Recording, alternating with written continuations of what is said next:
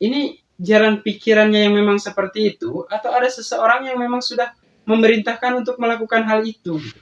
Kalau memang ada seseorang yang untuk yang memerintahkan.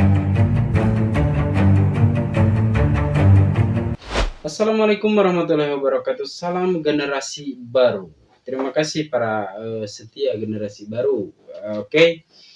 Nah, gue ini pasti terlambat lagi gitu ngebahas tentang wayang ya kan, terus ngebahas tentang ya mungkin akan ada hal yang biasa terlambat gitu. Tapi nggak masalah gitu karena setiap apa yang gue sampaikan itu pasti berbeda dengan apa yang orang lain sampaikan seperti itu. Dan gue di sini tidak akan menyampaikan bahwa ada berita begini loh, ini loh, begini loh gitu kan. Kita nih mesti begini, enggak. Kalau gue di sini hanya selalu ya menurut gue gitu kan, selalu hanya akan menyampaikan pendapat aja dari apa yang terjadi gitu kan. Walaupun banyak pendapat-pendapat dari sana dan setiap pendapat selalu berbeda walaupun dari sumber yang sama seperti itu.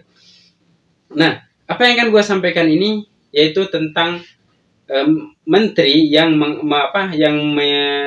membandingkan antara suara azan dengan suara anjing seperti itu ya. Kenapa kok kayaknya gue agak ragu ya bilang anjing gitu. Padahal sebenarnya nggak perlu ragu gitu. Toh anjing itu sendiri kan sudah disepakati bahwa memang dia diberi nama anjing kan seperti itu kan, gitu kan. Jadi nggak apa-apa kita bilang anjing seperti itu ya kepada anjing kan seperti itu gitu kan. Nggak boleh kalau kita bilang anjing kepada manusia seperti itu atau kepada singa gitu. Nanti takutnya anak-anak kita salah paham gitu kan ya. Kita bilang bahwa anjing boleh dipelihara tapi orang mengatakan bahwa ini anjing gitu. Padahal sebenarnya itu singa. Nanti dia pelihara singa dan diterekam gitu kan. Ya tapi nggak seberbahaya itu juga singa kalau memang mungkin dipelihara dari kecil dan bisa dijinakan ya. Kan banyak juga orang melihara singa gitu. Cuman ya seperti itulah intinya ya. Jadi kalau memang untuk anjing nggak masalah kita bilang anjing gitu kan. Nah, anjing di sini itu kan suatu ibaratnya satu binatang yang Allah ciptakan seperti itu gitu kan ya, dengan nenek moyangnya apa segala macam itu. Kalau nggak salah itu kalau pengen tahu ada kan riwayatnya semacam itu, atau mungkin kalian bisa baca di dalam buku-buku teori-teori apa sih itu namanya yang perubahan-perubahan semacam itu itulah. Kalian tahu tuh, gua kalau lagi kayak gini lebih fokus ke pembahasan jadi agak ngeblank, padahal itu bagian sebenarnya artinya harus gua ucapkan, tapi ya oke, sorry lah ya seperti itu teman-teman.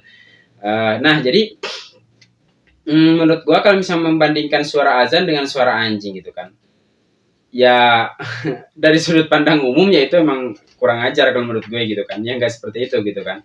Sekarang gini gitu kan, orang kalau misalnya gua nggak suka misalnya mendengar suara orang gitu kan, orang artinya bukan manusia, maksudnya seseorang gitu kan. Tapi begitu gua nggak suka mendengar suara dari seseorang ini, malah setiap hari gua harus mendengar suara orang itu gitu kan. Katakannya gue hidup di salah satu lingkungan, dan di lingkungan itu tuh ada suara orang yang memang orang itu tuh sewaktu-waktu itu pasti dia melolong atau misalnya ngomong atau misalnya apa segala macam, dan gue nggak suka. Tapi ya gue ada di situ gitu kan. Ya pasti gue sangat gak nyaman kan gitu kan. Gitu. Dan ya udah, kalau misalnya gue pengen nyaman ya artinya gue cari tempat lain kan seperti itu. Tapi kalau misalnya gue nggak punya tempat lain, tempat gue di situ, yang harus gue lakukan adalah gue yang membiasakan diri aja gitu kan. Rasakanlah pahit itu. Ketika kita terbiasa merasakan pahit itu, maka ya mungkin pahit itu akan menjadi tidak terasa pahit. Mungkin seperti itu gitu kan. Sama kayak orang biasa duduk di kantor kerja ngadapinnya ke laptop, ke komputer seperti itu kan. Dia ngecek, ngelihat data gitu kan. Biasa aja gitu kan. Tapi coba petani disuruh itu, ya kan, pasti bingung dia, dan dia nggak akan betah di situ. Ini kerja macam apa, duduk-duduk gini, kelihatannya kayak enak tapi pusing setengah mati. Ini apa segala macam. Orang yang duduk di kantor juga sama, suruh nyangkul nggak akan mampu, gitu kan, nggak akan kuat gitu kan. Kalaupun bisa ya butuh waktu untuk beradaptasi gitu. Seperti itu. Terus kemudian ibaratnya orang yang nggak suka terhadap azan gitu kan, setiap hari 5 kali dia harus mendengar azan. Ya mungkin seperti itulah rasanya gitu. Jadi dari situ aja kita mengukur kepekaan perasaannya gitu kan.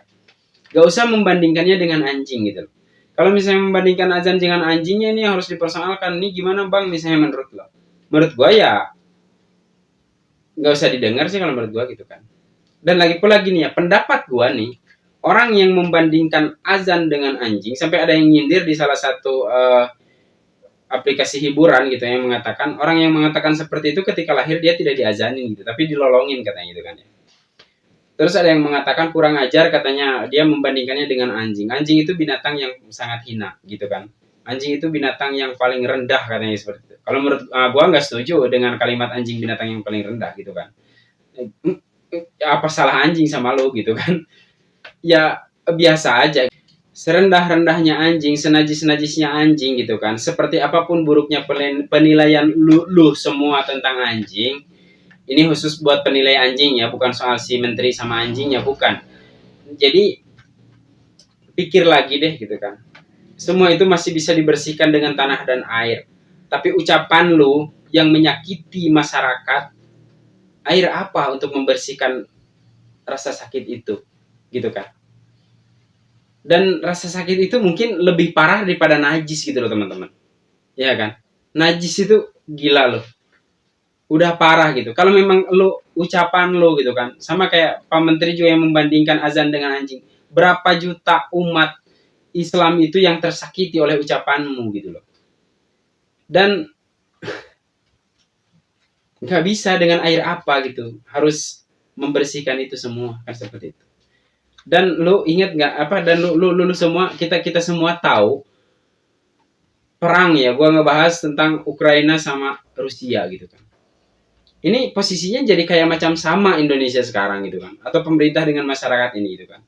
Jadi seseorang itu dijadikan pejabat, kemudian dia suruh memancing terus-terusan emosi masyarakat supaya berperang gitu antara warga masyarakat gitu kan, antara pejabat dengan masyarakatnya. Nanti ada pihak lain yang tepuk tangan atas terjadinya chaos gitu kan. Ini jangan-jangan seperti itu gitu kan.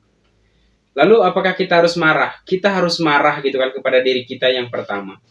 Kenapa nggak lu gitu? Kenapa nggak gue? Kenapa nggak kita? Kenapa nggak ada orang baik yang bisa menjadi menteri agama gitu kan? Kalau memang dia tidak baik ya gitu menurut pandangan kita.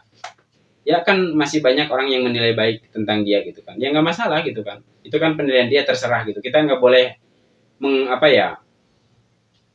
nggak boleh mengatakan kepada orang yang membela dia terus kemudian dia jadi salah juga, nggak boleh begitu ya, biarin aja dia mau bela siapapun kan seperti itu gitu kan. Cuman kita harus marah pada diri kita, kenapa sih, katakanlah ibaratnya beginilah tatanannya ya, kenapa sih presidennya harus dia gitu kan, terus kemudian kenapa sih gara-gara presidennya dia akhirnya dia memilih menteri yang itu gitu kan, gara-gara menteri yang itu akhirnya dia ngucap kayak gitu, gara-gara ngucap kayak gitu gue yang terluka gitu kan. Terus kemudian ya tapi kan kata presiden, gue kan dipilih kalian, gitu kan. Sebagian besar dari kalian. Terus kita yang tidak memilih kan membantah, gue kan nggak memilih. Gitu. Akhirnya tetap cuman keributan doang kan. Jadi daripada kita ribut, mending satu sama lain, yuk kita berjuang. Mari kita berjuang untuk menjadi generasi masa depan bangsa yang lebih baik. Gitu. Itu yang sudah terjadi, kita redam. Gitu kan. Kita maafkan saja, biarkan saja gitu kan. Kita terluka, tentu saja. Orang goblok kalau menurut gua kalau nggak tersakiti dengan ucapannya Menteri itu. Gitu kan, sebagai seorang muslim. Kan seperti itu gitu kan. Tapi di sisi lain kita juga akan menyadari, oh ternyata dengan kalimat Allah ini ada orang yang tersakiti. Siapakah mereka? Kalau misalnya orang muslim ya pertanyakan lagi itu tuh muslim atau muslim gitu. Kok tersakiti dan suara azan? Tapi kalau yang non muslim gitu kan, ya menurut gua wajar gitu kan. Tapi kan ada yang non-muslim yang tidak tersakiti, malah mereka menganggap ini sebagai alarm apa segala macam. Ya sebagian. Buktinya orang muslim juga nggak semuanya suka sama azan kan. Ada yang suka marah-marah tuh kalau ada yang azan subuh. Ya kan? Ada pastilah, gue yakin kok gitu. Apalagi yang orang non-muslim gitu ya teman-teman. Dan begitulah konsekuensi kehidupan teman-teman gitu. Cuman seharusnya Pak Menteri nggak usah ngucapin itu. Udah keadaan masyarakat sekarang lagi dalam keadaan seperti ini, sulit, panik, menghadapi persoalan-persoalan hidup sehari-hari aja udah setengah modar gitu kan, ditambah lagi dengan hal semacam itu gitu kan. Jadi masyarakat ini sekarang ibaratnya sudah menjadi daun kering gitu kan, malah dikasih api gitu kan. Untung tebal gitu daunnya gitu kan, dan di sekitar daun itu untung masih ada tetesan-tetesan air, artinya sekelompok masyarakat yang masih memiliki kepala yang dingin gitu kan, dan kemampuan berbicara dan kemampuan rangkulan yang dingin, sehingga ketika masyarakat akan mulai hangus terbakar oleh amarah yang timbul dari ucapan itu, bisa diredam akhirnya gitu kan.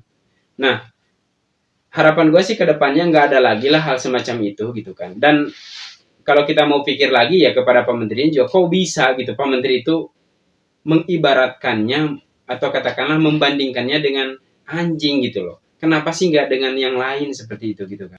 Tadi gua sempat nyebut tentang perang Ukraina dengan Rusia ya. Ya kan Ukraina dengan Rusia juga gitu kan, seolah-olah Rusia ini ibaratnya disuruh jadi apa? Jadi orang yang ngeyel, katakanlah seperti itu gitu, supaya orang yang selama ini memperingatkan dia itu ngamuk kan gitu kan.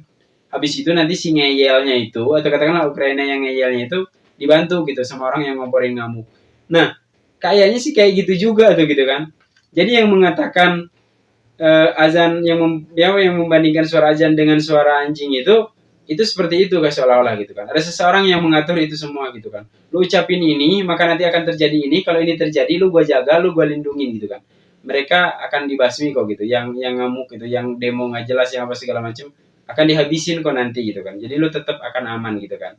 Dan lu akan dapat bayaran gede. Mungkin begitu atau gimana lah, nggak tahu gitu kan. Yang pasti Menteri Agama itu gue yakin dia bukan orang bodoh gitu kan. Tapi kenapa dia bisa mengucapkan itu gitu kan? Dia juga mungkin bisa membandingkan sesuatu itu secara apple to apple. Gue yakin kok dia bisa. Gitu. Tapi kenapa dia lakukan itu? Pertanyaan gue itu aja sih. Nah kalau memang misalnya dia lakukan itu karena memang dia bodoh ya, ya sudah gitu kan. Memang dia bodoh kan begitu kan. Tapi kalau misalnya kita lihat dia menteri loh gitu kan. Dia Gus gitu loh. Kita tahu Gus itu kan nggak gampang pengen dapat gelar Gus itu gitu kan. Tapi kenapa sampai memperbandingkan sesuatu aja kayak membandingkan nangka sama apel bagusan mana, kan kayak semacam itu gitu kan, kayak semacam uh, katak sama ular atau katak ular sama tikus jelekan mana, kayak seolah-olah kan seperti itu ya, nggak bisa dibandingkan lah gitu, ibaratnya nggak apple to apple gitu loh. Jadi pertanyaan kan timbulnya, ini jalan pikirannya yang memang seperti itu atau ada seseorang yang memang sudah memerintahkan untuk melakukan hal itu gitu. Kalau memang ada seseorang yang untuk yang memerintahkan dia untuk melakukan itu, ya tujuannya apa? Supaya terjadi di masyarakat itu chaos gitu loh teman-teman. Supaya misalnya sekarang gua misalnya ditanya sama teman gua, udah teman lama gitu kan, ngobrol ngumpul berlima gitu kan. Teman gue yang tiga bilang kurang ajar tuh ya gini, terus gue bilang udah gitu kan, gini gitu kan. Padahal gue sebenarnya ingin meredam gitu kan, tapi gue nggak punya cukup kemampuan untuk meredam keadaan. Terus hanya dia bilang, oh jadi lu bela yang gini, ribut itu kan. Dimulai dari 5 orang gue ribut ya kan, bukan tidak mungkin nanti akan jadi 10 orang, bukan tidak mungkin akan jadi satu kampung, akan jadi satu kecamatan dan lain seterusnya, kan bisa jadi seperti itu. Tapi alhamdulillahnya sejauh ini sih yang gue saksiin nggak sampai terjadi hal semacam itu. Itulah hebatnya warga masyarakat Indonesia ini ya gitu ya. Dan di Indonesia ini adalah negara, bisa dibilang negara konflik antar sesama agama, beda agama dan sebagainya, tetapi yang paling damai gitu. Karena kalau kita lihat di beberapa negara konflik agama itu sampai berdarah-darah kan, mengangkat senjata apa segala macam. Di kita ini ya cuman perang di media sosial aja, maki-makian gitu kan. Ya kalaupun sampai timbul kepada emosi yang berlebihan kepada apa segala macam, ya paling bunuh diri, kalau enggak memang dia cari tuh orangnya sampai ketemu gitu kan. Kalau enggak misalnya janjian ketemu di mana kayak kayak gitu kan tuh kan, sambil nunjukin enggak mempan dibacok kan apa segala macam. Habis itu kalau udah ketemu deg-degan dua-duanya gitu, dan malah rangkul-rangkulan gitu, terus bikin video kita udah damai gitu, ternyata kita salah paham gitu kan. Dari awalnya juga tahu kalau dia tuh salah paham gitu kan mereka itu. Ya intinya entahlah, memang keren-keren gitu masyarakat 62 ini. Oke gitu saja sih teman-teman, tanggapan dari gue pribadi gitu kan. Kita cukup ambil pelajarannya bahwa kita jangan sampai membandingkan nangka dengan pisang, terus kemudian tikus dengan ular gitu kan. Dan kalau kita melakukan itu berarti kita goblok kan, seperti itu gitu kan. Nah kalau misalnya yang sudah melakukan itu ya kita anggap aja dia sedang hilap gitu kan. Tapi di hati boleh kita ngatakan emang goblok, emang apa segala macam, boleh di hati aja gitu. Karena kalau hati kan nggak bisa diadili gitu kan. Masa ada orang ngelaporin gitu saya gitu kan, kenapa saya telah menghina seseorang misalnya, gimana, apa ada buktinya misalnya, ada bukti videonya saya lagi merenung gitu kan, dan di dalam hati saya itu, di dalam renungan itu ternyata hati saya itu telah mengatakan, kan nggak mungkin gitu teman-teman. Jadi di dalam hati kita silahkan gitu kan, atau kita ketemu terus kemudian kita bahas gitu, dan hal apa yang mesti kita lakukan menyikapi itu semua seperti itu gitu ya. Ya tentu saja kalau pesan dari gua, semoga kedepannya generasi-generasi muda terbaik bangsa ini yang benar-benar mengerti segala sesuatu itu sampai ke akar-akarnya, maka dengan itu semua akan menjadi diri yang lebih baik dan akan bisa menjadi pemimpin yang baik. Seperti itu ya teman-teman. Nah, jadi pesannya dari gua, kenali diri kita, kenali rasa kita, perdalam ilmu pengetahuan kita, jangan cuma cangkangnya doang, seperti itu. Dengan kita memperdalam ilmu pengetahuan, dengan kita memperdalam diri kita, mengenali diri kita dengan lebih baik, mengenali rasa dengan lebih baik, maka kita akan hidup dengan rasa itu sendiri, gitu kan. Dan kita juga harus tahu rasa itu miliknya siapa, dari mana dan bagaimana, gitu kan. Selama ini ya cuman ngerasain aja kita kan, gitu kan. Rasa itu sendiri kan, seperti itu ya teman-teman. Semoga semakin ke depan semakin baik, gitu kan. Walaupun pada akhirnya akan menemukan akhir, seperti itu. Terima kasih sudah menyimak. Wassalamualaikum warahmatullahi wabarakatuh.